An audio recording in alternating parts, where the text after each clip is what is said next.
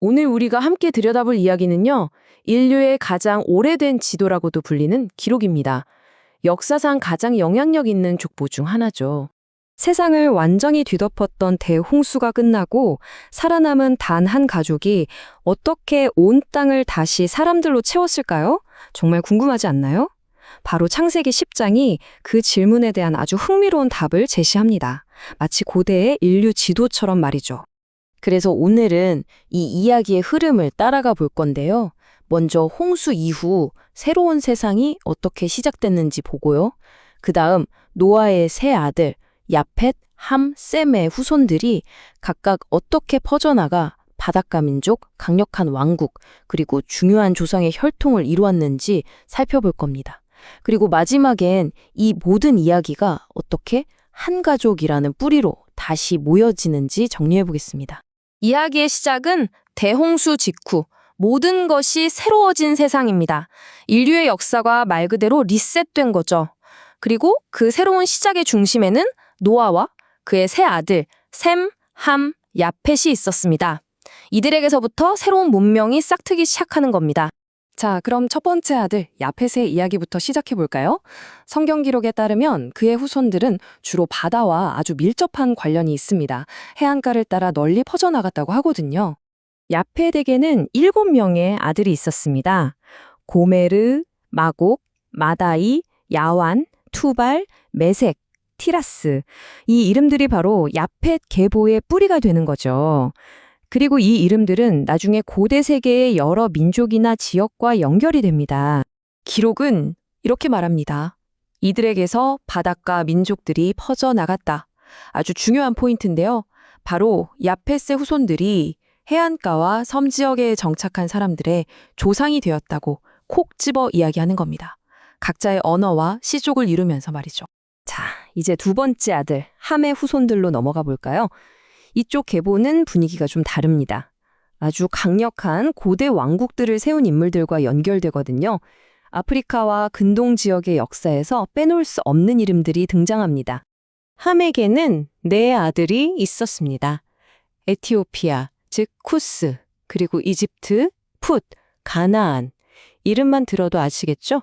우리가 고대 역사에서 배우는 아주 익숙하고 강력한 문명들과 직접적으로 연결되는 혈통입니다. 그런데 이 함이 계보에서 정말 독보적인 인물이 한 명 등장합니다. 바로 그의 손자인 니무롯인데요. 성경은 그를 세상의 첫 장사, 그러니까 최초의 위대한 용사였다고 묘사합니다.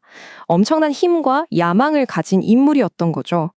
심지어 니무롯처럼 용맹한 사냥꾼이라는 말이 속담처럼 쓰일 정도였다고 해요. 그만큼 그의 명성이 대단했다는 뜻이겠죠. 그냥 사냥꾼이 아니라 신 앞에서도 인정받을 만큼 압도적인 힘과 능력을 가진 존재, 그런 이미지였다고 볼 수 있습니다. 그리고 그의 능력은 사냥에만 그치지 않았습니다. 그는 왕국을 세운 건설자이기도 했어요. 메소포타미아 남부 시날 땅의 바벨 같은 곳에서 시작해서 북쪽 아시리아까지 세력을 넓혔습니다. 그리고 그 유명한 도시 니네베를 건설한 것도 바로 이 니무롯이었죠. 정말 대단한 인물이죠? 물론 함의 후손이 니무롯만 있는 건 아닙니다. 우리가 잘 아는 블레셋 사람들의 조상이라든지 가나안 땅에 살던 여러 민족들도 다 이 함의 계보에 속해 있다고 기록되어 있어요. 고대 근동 지역의 인구 구성을 이해하는 데 아주 중요한 부분이죠. 자, 이제 노아의 세 아들 중 마지막 셈의 후손들을 살펴볼 차례입니다. 이 셈의 계보는요, 이 족보 전체에서 어떻게 보면 가장 중심적인 역할을 한다고 볼 수 있습니다. 앞으로 이어질 이야기의 핵심이 바로 여기서 나오거든요. 셈의 아들들 이름도 한번 볼까요? 엘람, 아시리아, 아르팍삿, 룻, 아람. 특히 아시리아는 나중에 메소포타미아 지역을 호령했던 강력한 제국의 이름이기도 하죠. 이렇게 셈의 후손들은 비옥한 초승달 지대의 중심부에서 중요한 역할을 하게 됩니다. 그런데 성경은 셈의 여러 후손들 중에서도 특별히 에베르의 모든 아들들의 조상이라고 셈을 지칭합니다. 이건 에베르라는 인물의 후손들이 아주 중요하다는 걸 암시하는 거예요. 이야기의 주인공이 바로 이쪽 라인에서 나온다는 신호인 셈이죠. 바로 그 에베르에게 두 아들이 있었는데 여기서 정말 흥미로운 기록이 나옵니다. 첫째 아들 이름이 펠렉인데 그 이름의 뜻이 나눔이라는 거예요. 왜냐하면 그가 살던 시대의 세상이 나뉘었기 때문이라고 하죠.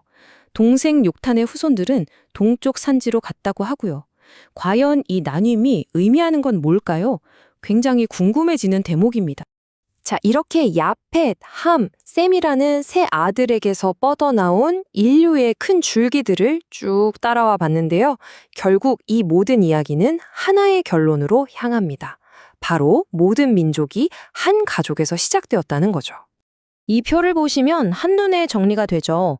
야펫의 후손들은 주로 바다와 인접한 해안 지역으로, 함의 후손들은 아프리카와 가나안, 메소포타미아 남부 지역으로, 그리고 셈의 후손들은 아시리아를 포함한 비옥한 초승달 지대 중심으로 퍼져나갔다는 겁니다. 고대인의 시각으로 본 세계 지도인 셈이죠. 결국 모든 이야기의 시작점은 숫자 하나, 바로 홍수에서 살아남은 단 하나의 가족이었습니다. 새로운 인류의 시작을 책임져야 했던 가족이죠. 그리고 그 하나의 가족에서 나온 3명의 아들, 이들이 바로 온 세상으로 퍼져나간 새로운 인류의 세 갈래 흐름이 된 것입니다. 그래서 이 기록은 이렇게 마무리됩니다. 홍수가 있은 뒤에 이들에게서 민족들이 세상으로 갈라져 나갔다. 이 한 문장이 창세기 10장의 모든 내용을 요약하는 핵심 메시지입니다. 온 세상 민족들이 결국은 하나의 근원에서 나왔다는 아주 거대한 이야기를 담고 있는 거죠. 이 고대 민족들의 표를 보면서 이런 생각을 해보게 됩니다. 수천 년 전 사람들은 자신들의 세상과 이웃 민족들을 이런 식으로 이해했던 거죠. 그렇다면 오늘날 우리는 우리 자신과 우리의 이웃, 그리고 우리의 기원을 어떻게 바라보고 있을까요?